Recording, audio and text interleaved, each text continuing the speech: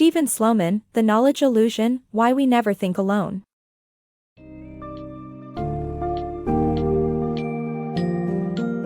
Embark on an enlightening journey through The Knowledge Illusion, Why We Never Think Alone by Stephen Sloman.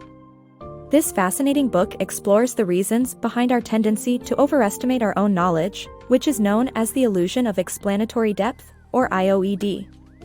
Delve deeper into the complexity of the human brain, our remarkable ability to collaborate and divide cognitive tasks, and the importance of recognizing our own limitations in order to cultivate a better understanding of our world. The book also addresses our growing reliance on technology, the dangers of groupthink, and the need for reconsidering our approach to education. Get ready to challenge your assumptions and unravel the intricate web of human thinking and capabilities.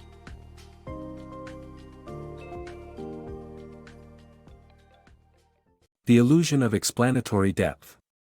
Most people tend to overestimate their knowledge about how things work, even when they don't know much at all. This phenomenon is called the illusion of explanatory depth, IOED. To test the IOED, a psychology professor gave students a drawing of an incomplete bicycle and asked them to complete it. The results showed that many students were unable to articulate knowledge they thought they had about bicycles. Other tests have found people tend to overestimate their knowledge of everyday objects. The conclusion? People don't know as much as they think they do. The brain is not a computer. The brain is not designed to function as a repository of information, but rather to solve problems and make decisions based on limited data.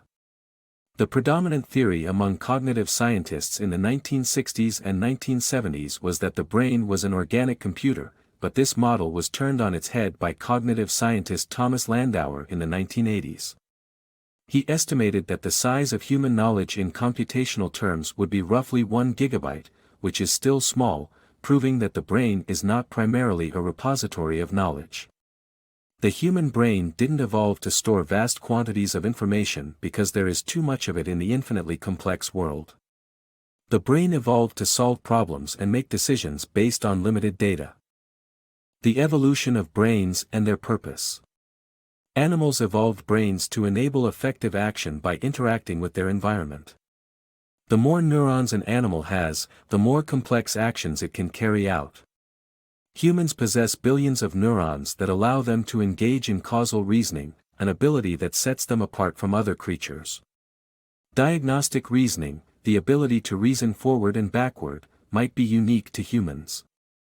This skill has helped humans to thrive in a rewarding world. The power of storytelling in causal reasoning. The Yiddish story of the shopkeeper who paid vandals to deface his store teaches us about the difficulty of diagnostic reasoning and the power of storytelling in making causal sense of the world. Reasoning from effect to cause is harder, but it's a crucial skill for humans to diagnose disease and conduct scientific experiments. Stories allow us to envision counterfactual events and consider possible alternatives, aiding in human progress. Without the ability to reason causally and tell stories, we wouldn't be the successful species we are today. Intuition versus deliberation.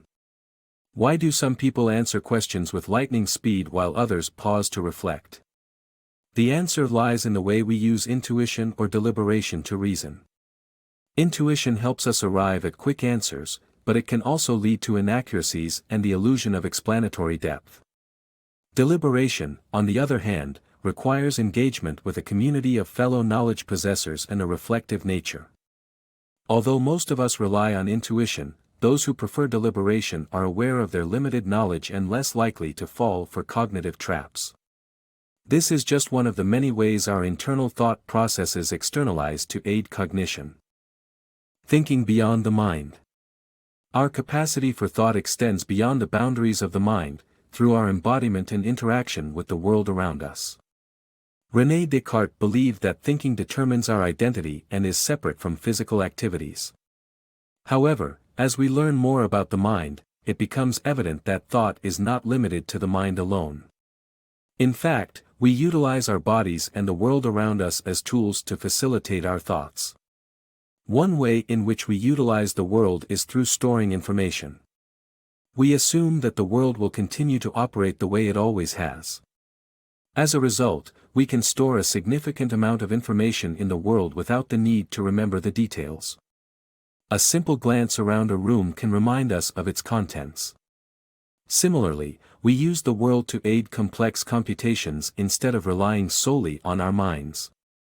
For instance, when catching a fly ball in a baseball game, we use our gaze and body movement to position ourselves correctly automatically.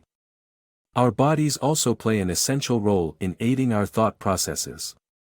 Embodiment, the notion that physical actions assist thought, is a testament to this. Children learning to count frequently use their fingers, and adults find it easier to solve math problems with pen and paper. Moreover, our emotions serve as a sort of memory bank. Emotional responses replace the need for memorizing long lists of things to avoid. For instance, we feel disgust when we encounter feces or a puddle of contaminated water. In conclusion, our ability to think is not solely dependent on our minds.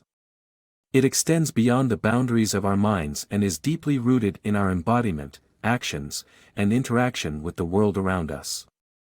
The evolution of our social brain.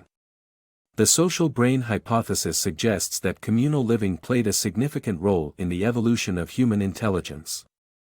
Living with others and collaborating on complex tasks led to greater cognitive demands, which in turn led to the development of larger and more complex brains. The evidence supporting this theory includes a correlation between brain size and group size among primates. Living in groups also allowed for the development of the division of cognitive labor, which made it possible for humans to accomplish incredible feats through shared intentionality. From building houses to exploring space, our ability to work together and share intentions has driven our greatest accomplishments. The lifelike illusion of technology. People's use of tools has evolved, and technology is no exception. With its lifelike quality, technology can be mistaken for an extension of our bodies. However, technology's inability to share intentionality can lead to inconvenient situations, even if it seems intelligent. Brainiacs fear a superintelligence capable of wiping out humanity, but such a threat is improbable. Machines cannot share intentionality, and thus their abilities are limited to programmed functions. The real concern lies in the over-reliance on machines that may seem intelligent but are not truly intelligent. Overcoming misguided beliefs on GMOs. The fear of new technologies can sometimes be reactionary and result in anti-scientific beliefs. Genetic modifications are one example that people tend to fear. They associate genes with germs and believe that ingesting them could be unhealthy and unsettling. Despite attempts to educate people on the benefits of GMOs, many still hold negative beliefs. This is because people often construct faulty causal models and misunderstand the science behind genetic modifications. To overcome these misguided beliefs, we need to help people better understand the technology and its benefits. Avoiding groupthink, navigating political beliefs. In The Madness of Crowds, the authors explore the effects of groupthink on societies throughout history. They reveal how groupthink leads to a dangerous consensus and can result in catastrophic outcomes. To avoid falling into this trap ourselves, we must have a deep understanding of political policies and the ability to critically assess them. We must also recognize sacred values and be aware of how politicians use them to distract voters from actual policy. By promoting causal understanding and critical thinking, we can bridge political divides and avoid the pitfalls of groupthink. Collaboration and the evolution of intelligence. Martin Luther King Jr. and Albert Einstein were not lone geniuses responsible for their groundbreaking achievements. The authors propose redefining SMART to assess an individual's ability to contribute to group tasks. They also suggest introducing hands-on activities to encourage collaborative abilities in education. The purpose of education is not just to pass on knowledge, but to also remind us of our ignorance and the importance of seeking help from the community of knowledge possessors. Collaborative enterprises are essential in the evolution of intelligence, and the division of cognitive labor is inherent to human nature. It's time to abandon the idea that individual geniuses are solely responsible for history's great deeds and discoveries.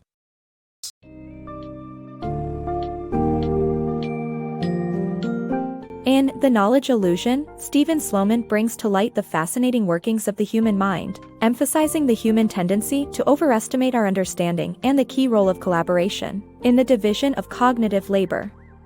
To fully grasp the holistic message of the book, remember that thinking is not an isolated act. Recognizing our limitations and engaging with others is what makes us excel both individually and collectively.